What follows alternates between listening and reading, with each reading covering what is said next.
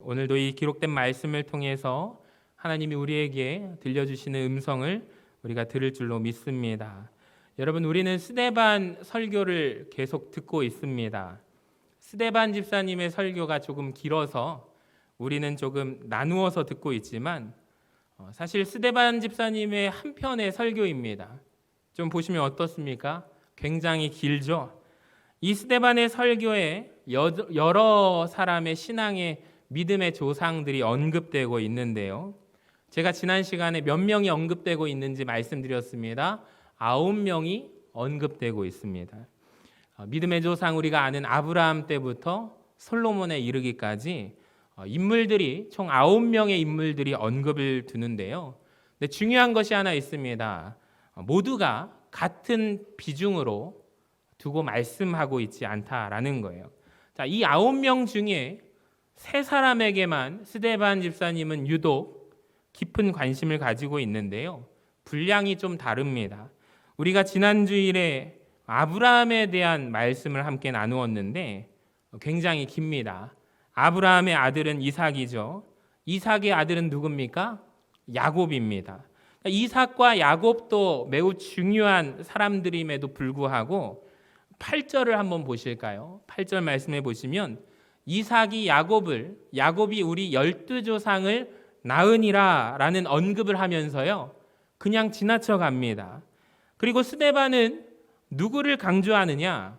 오늘 요셉에 대해서 관심을 가지고 설명을 하고 있습니다. 또 제가 다음 주에 말씀을 모세를 가지고 올 거예요. 모세를 통하여 나누겠지만 스데반은 보니까 아브라함과 요셉과 모세의 비중을 두고 설명을 하고 있습니다. 그러니까 우리는 오늘 스데반 집사님의 설교를 우리가 살펴보면서 스데반 집사님은 어떤 설교의 포인트에 두고 우리에게 말씀하는지를 우리가 기억하셔야 됩니다. 우리 하얀 글자만 한번 읽어볼까요? 시작.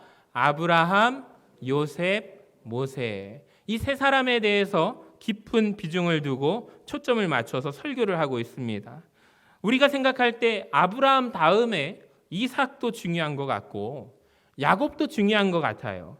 근데 왜 스데반 집사님은 설교를 할 때 이 증조 할아버지와 증손자 관계였던 아브라함과 요셉 이야기를 하고 모세 이야기를 하는 것일까? 여러분, 여기에 의도가 무엇인지 우리가 분명하게 아셔야 합니다. 여러분, 요셉과 모세의 공통점이 뭔지 아십니까? 따라합시다. 구원자. 다시 한번 구원자. 하나님께서 요셉을 통해서 또 모세를 통해서 그 민족의 구원자의 사명을 감당하게 하셨습니다. 구원자로 쓰임 받았습니다. 요셉은 이스라엘의 흉년의 위기 상황 가운데 가나안의 흉년에서 구원해낸 사람이 요셉이고요. 모세는 잘 아는 대로 출애굽을 한 인물이죠.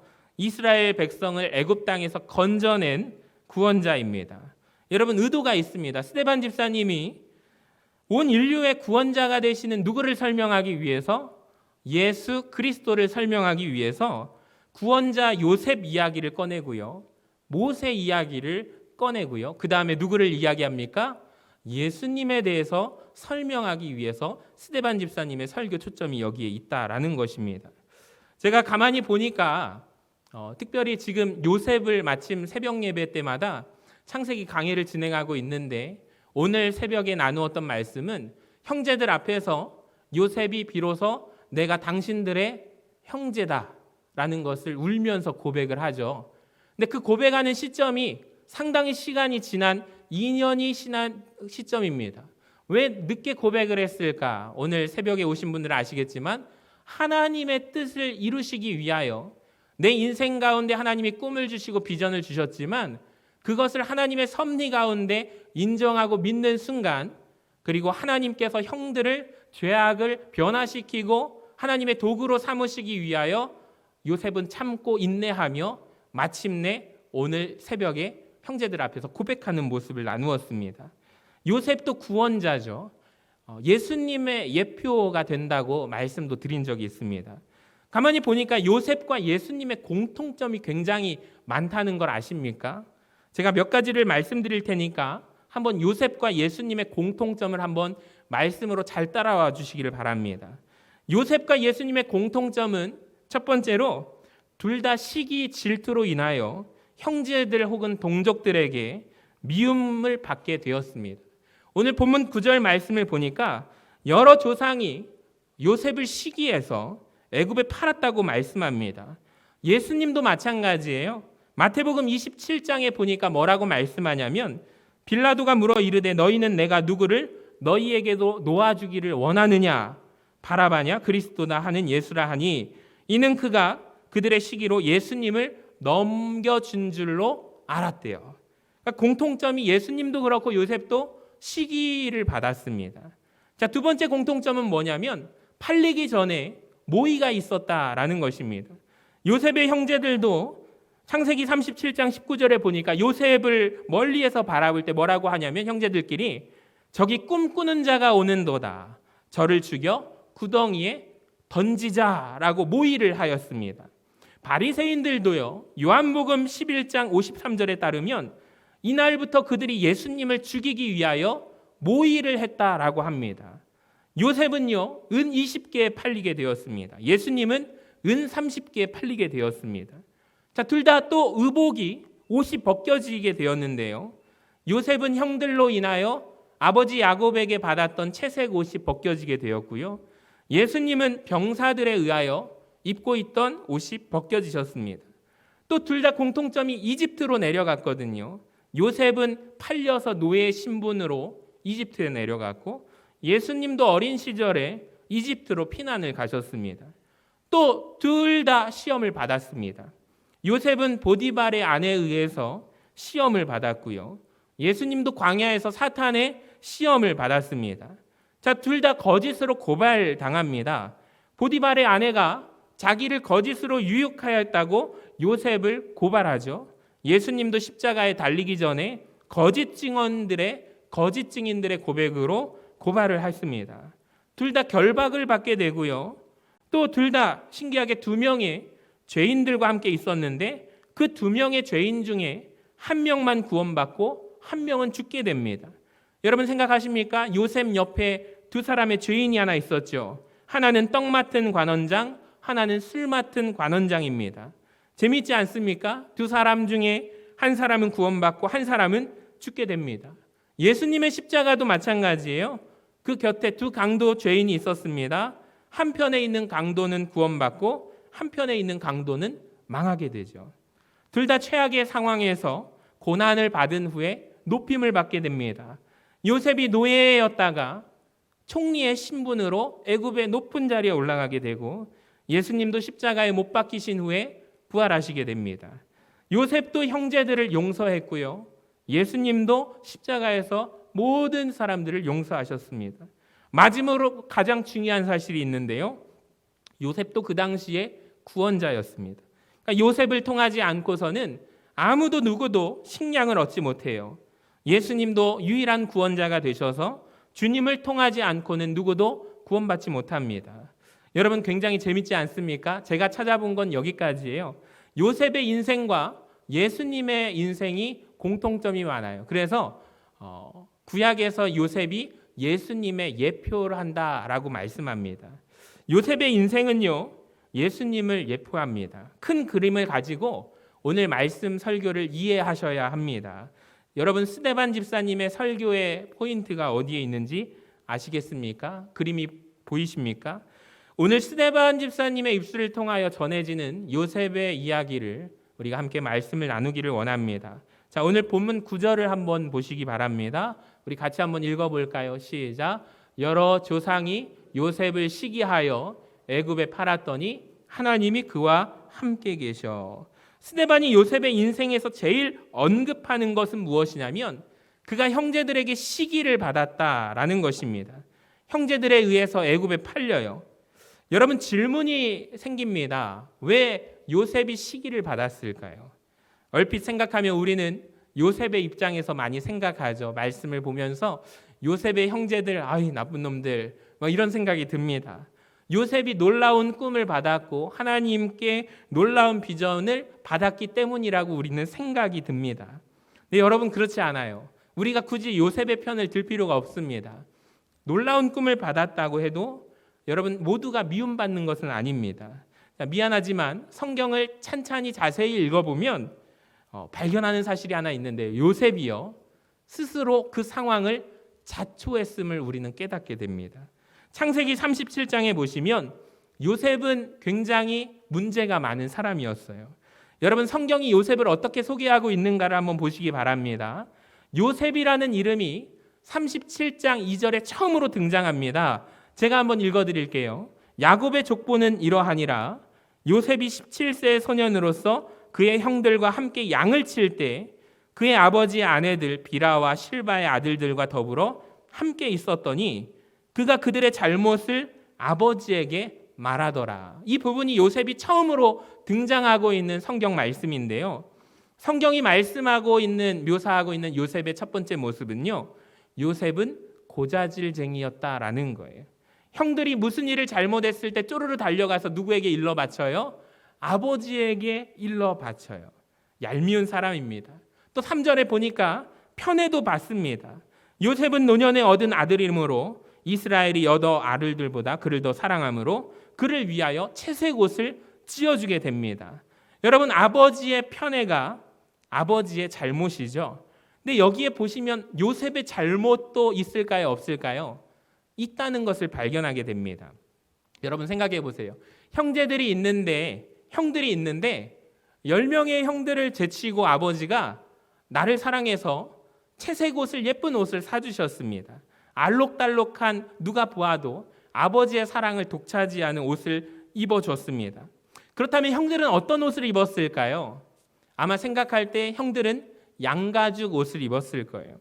형들은 모두가 똑같은 양가죽 옷을 입고 있는데 아버지가 나에게 채색 옷을 사줬다고 해서 여러분 생각해 보세요. 여러분 아버지가 우리에게 채색 옷을 10명의 형제 자매들이 있을 때 여러분 입으시겠습니까? 보통의 사람이라면 입지 않겠죠. 특별한 날만 입겠죠. 그리고 아버지에게 찾아가서 아버지 저만 말고 형들도 좀 옷 좀 사주세요 라고 말하는 것이 정상 아닙니까? 여러분 너무 요셉 편을 드실 필요가 없습니다. 상식적으로 나만 그 옷을 입을 수가 없는 거예요. 그러면은 나만 그 옷을 입었다면 채색 옷을 적어도 생일이라든지 특별한 날에만 입으면 될 텐데 요셉은요 매일매일 이 옷을 입고 다녀요. 그가 심지어 팔리는 날에도 이 옷을 입고 팔립니다. 보니까 눈치도 없는 사람입니다. 4절을 한번 보세요. 우리 같이 한번 읽어봅니다. 4절 시작. 그의 형들이 아버지가 형들보다 그를 더 사랑함을 보고 그를 미워하여 그에게 편안하게 말할 수 없었더라. 자, 여기 노란 부분을 보시면 편안하게 말할 수 없었다. 이게 도대체 무슨 뜻인지 우리는 잘 모르잖아요. 잘못 번역이 됐어요. 뭐냐면 편안하게 말하지 않았다라는 말을 우리로 치면은 인사를 하면 인사하지 않았다라는 거예요. 히브리어로 샬롬이 평안이거든요. 그러니까 히브리어로 샬롬 인사입니다. 이 말을 형제들이 안 했다라는 거예요. 여러분 형들이 샬롬이라고 말하지 않았다라는 것은 저기 요셉이 온다 하면은 피해 다녔다라는 것입니다. 인사를 해도 받아들이지 않았다라는 것입니다. 얘가 눈치만 조금 있으면 나의 상태를 알 텐데 여러분 눈치가 없으니까 5절에 보실까요? 요셉이 꿈을 꾸고 자기 형들에게 말하며 그들이 그를 더욱 미워했대요. 어느 날 꿈을 꾸었어요. 하나님 주시는 꿈이죠. 좋은 꿈을 꾸었습니다.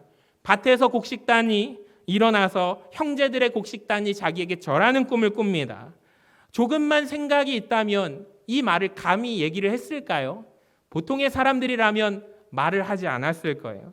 6절에 보면은 요셉은 그들에게 이르되 청하건대 내가 꾼 꿈을 들으시오. 우리가 밭에서 곡식단을 묶더니 내 단은 일어서고 당신들의 단은 내 단을 둘러서서 절하고 있습니다.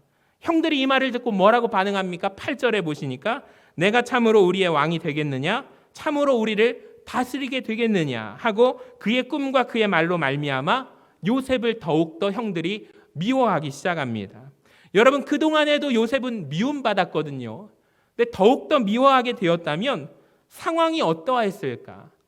요셉이 조금이라도 눈치가 있었다면 생각이 있었다면 조심해야지 라고 생각했을 텐데 여러분 더 미움받았다면 형들의 반응을 살펴서 말을 조심할 텐데 요셉은 그러지 않아요. 또 눈치 없게 9절에 뭐라고 하냐면 요셉이 다시 꿈을 꾸고 그의 형들에게 말하여 이르되 내가 또 꿈을 꾼즉 해와 달과 11별이 내게 절하더이다.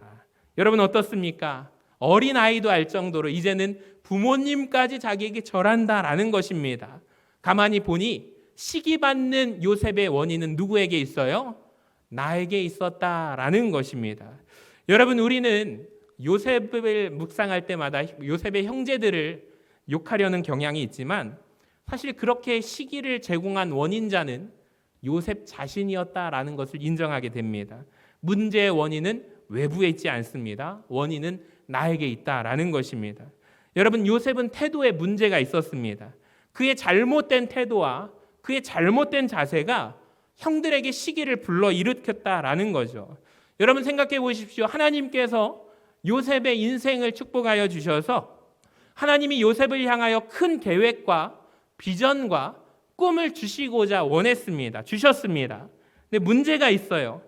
요셉이라는 사람의 인격은요, 하나님의 그 큰 비전을 꿈을 받아들일 수 있는 능력이 아직 못 됩니다. 그러니까 하나님의 꿈은 엄청나게 큰데 우리가 큰 대접이 돼서 하나님의 꿈과 비전을 받아야 되는데 요셉의 지금 인품과 성품은요, 간장 종지만도 못하다라는 것입니다.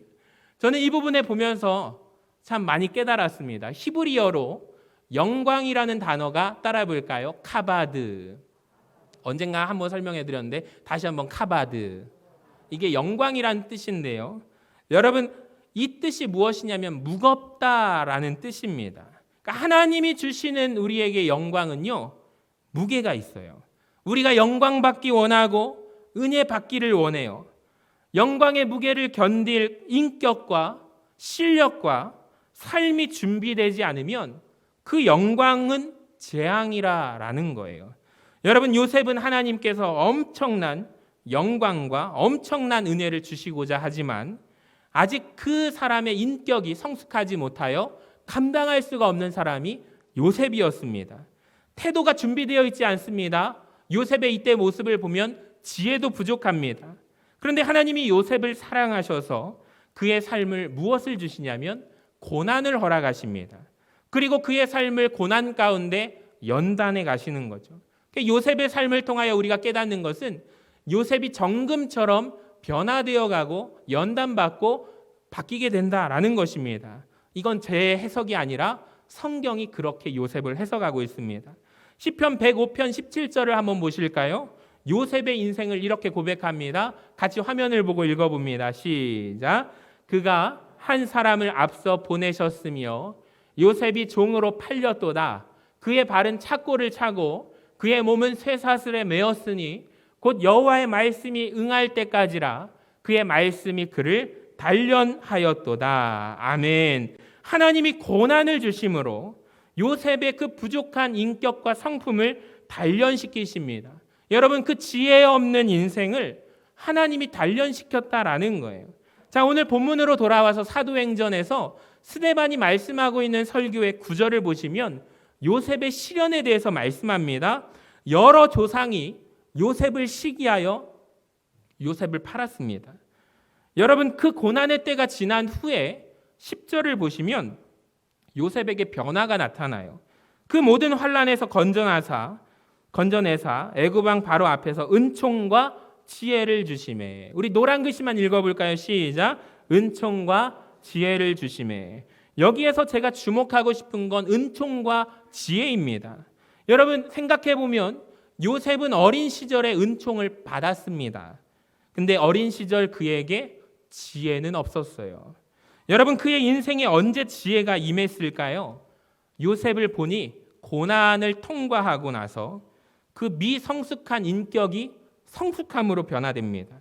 그의 삶 가운데 지혜가 임하게 됩니다.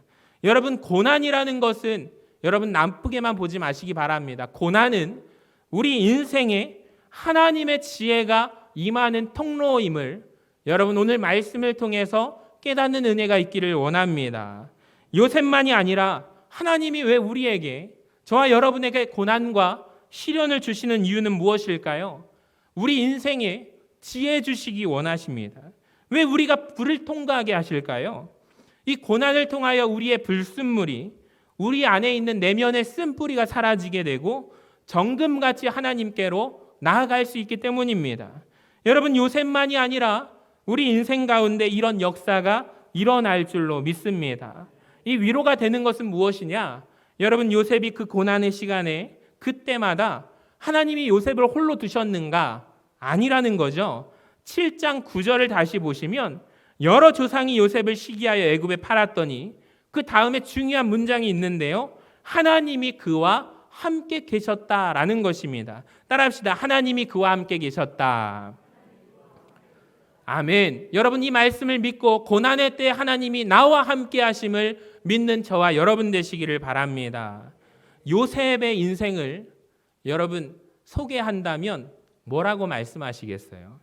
대부분의 사람들이요, 요셉을 말할 때 어린이들도 그렇고 기독교 서점에 가면 세 글자로 요약합니다. 꿈쟁이 요셉. 따라해 볼까요? 꿈쟁이 요셉.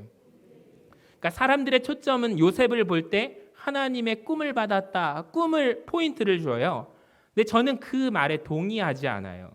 여러분, 요셉의 인생에서 포인트는요, 중요한 것은 꿈이 아니라는 거예요. 하나님이 함께 하셨다는 겁니다. 사람들이 꿈쟁이 요셉이라고 말하는데 여러분 자세히 보시면 그 어원이 어디에서 왔는지 아십니까? 비아냥거림에서 왔다는 것을 아십니까? 누가 지어준 별명이냐 하냐면요, 형들이 붙여준 별명이에요. 저기 꿈꾸는 자가 오도다. 저기 드리머 꿈꾸는 자가 오는도다. 여러분, 칭찬이 아닙니다. 형들이 붙여준 비난의 별명이에요. 조롱의 별명이에요. 성경 어디에서도 요셉을 꿈쟁이라고, 꿈꾸는 자라고 말씀하고 있지 않아요? 그렇게 부르지 않습니다. 성경에서 요셉을 관련해서 제일 말씀하고 많이 등장하는 표현이 무엇이냐면 하나님이 그와 함께 하셨다라는 표현입니다.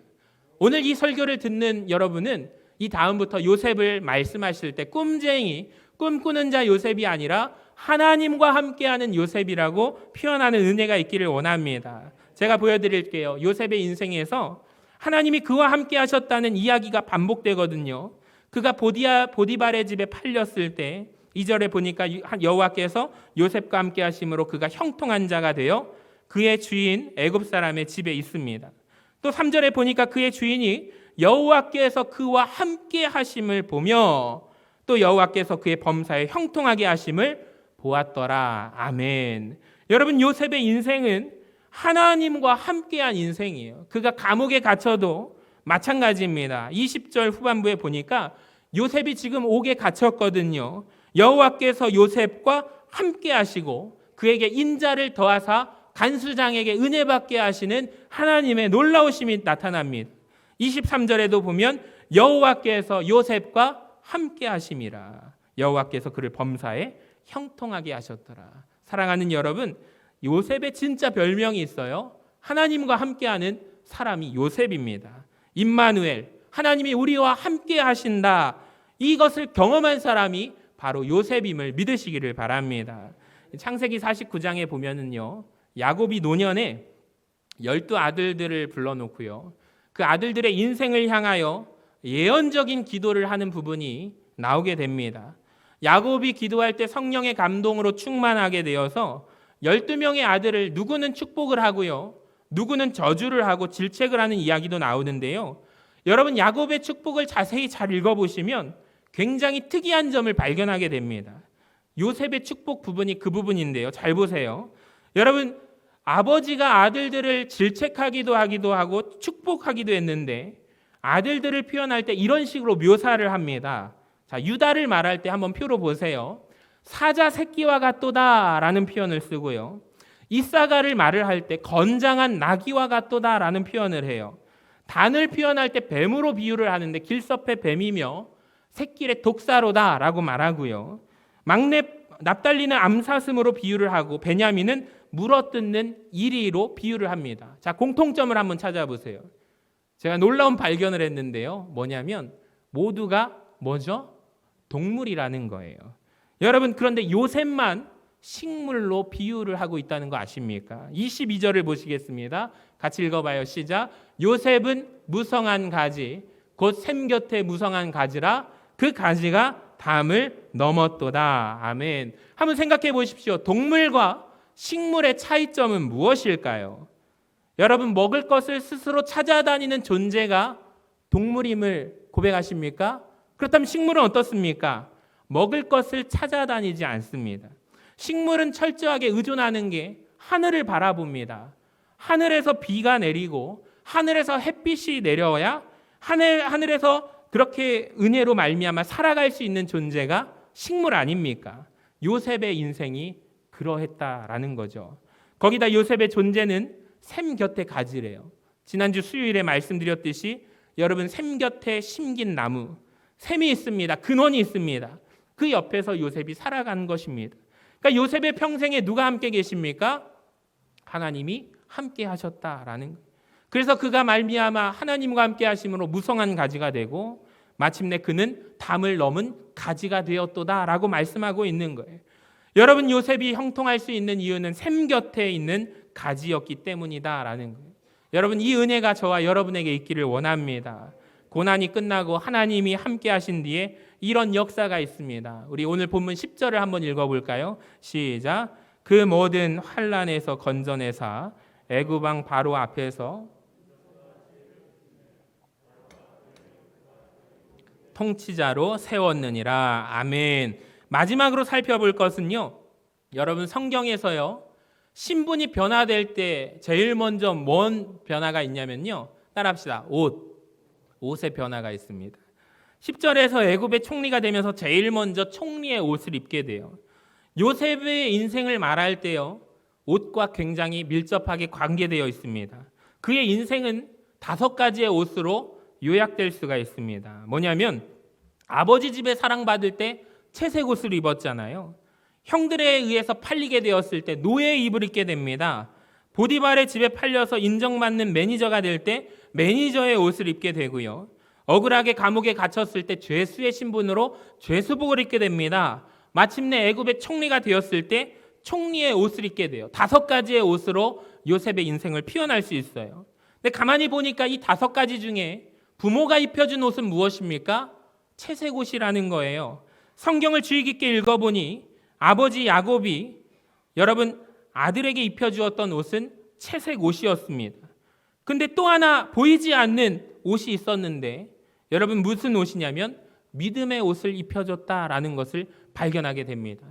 우리는 채색 옷만 입혀줬다고 생각해요. 야곱이 아들을 특별히 사랑해서 편애해서 그 가정에 요셉이 문제자로 찍히고 형들에게 팔려서 애굽의 노예로 가는 신분이 되었을 때 우리는 야곱이 요셉에게 입혀준 옷이 채색 옷 하나밖에 없다고 생각하지만 여러분, 어려운 고난과 시험을 딛고 감옥에서 누구를 바라봅니까? 하나님을 바라볼 수 있었던 것은 부모가 입혀줬던 보이지 않는 믿음의 옷이 있었다라는 것입니다. 사랑하는 여러분, 화려한 옷, 특별한 옷, 채색 옷, 이 세상에서 입혀줄 수 있는 우리 자녀들에게 채색 옷은 아무런 도움이 되지 않습니다. 근데 보이지 않는 믿음의 옷을 우리의 자녀들에게 입혀주게 될 때 요셉이 하나님을 의지함으로 샘 곁에 심긴 나무가 되었고 하나님을 바라보는 인생으로 하나님 앞에 쓰임받았던 것처럼 여러분, 야곱이 요셉에게 사랑하는 자녀에게 입힐 수 있는 최고의 옷은 우리는 믿음의 옷이라는 것을 발견하게 되는 것입니다. 여러분, 벗겨지지 않을 믿음의 옷을 입혀주시는 은혜가 있기를, 그런 부모님들이 되시기를 주님의 이름으로 간절히 축원합니다. 오늘 말씀을 마치면서 요셉의 인생을 바라보니 하나님과 함께 동행하는 축복을 누렸고요. 우리의 인생도 그렇게 되기를 원합니다. 스데반이 우리에게 말씀하고자 하는 귀한 말씀의 은혜가 저와 여러분에게 귀한 말씀이 심기게 되고 자라서 풍성한 열매를 맺는 우리 모든 성도님들과 가정들 또 우리 교회가 되기를 주님의 이름으로 간절히 축복합니다.